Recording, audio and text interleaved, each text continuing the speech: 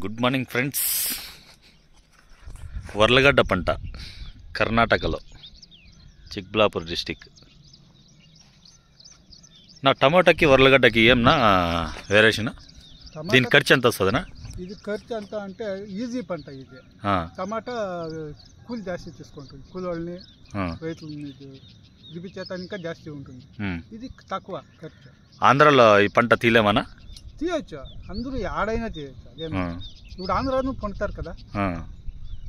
ఎన్ని రోజులు తిన్నా ఇది పంట? ఇది 3 నెలలు. 3 నెలలు. ఖర్చు ఎంత వస్తుందన్నా దీనికి? ఇది ఇప్పుడు ఎకరాకి ఎంత వస్తుంది ఖర్చు? ఎకరాకి అంటే ఇత్తనం పైన డిపెండ్ అవుతుంది. 2000 3000 ఉంటుంది కదా మూట, దానిపైన డిపెండ్ అవుతుంది. ఓకే, అంటే టమోటాకి దీనికి సేమ్ ఉంటుంది, కూలీ ఎక్కువ పెరుగుతుంది, దీనికి తక్కువ ఉంటుంది కూలీ. ఇదంతా వర్లగడ్డ పంట. ఇక్కడ ఎక్కువ వర్లగడ్డ పండిస్తారంట.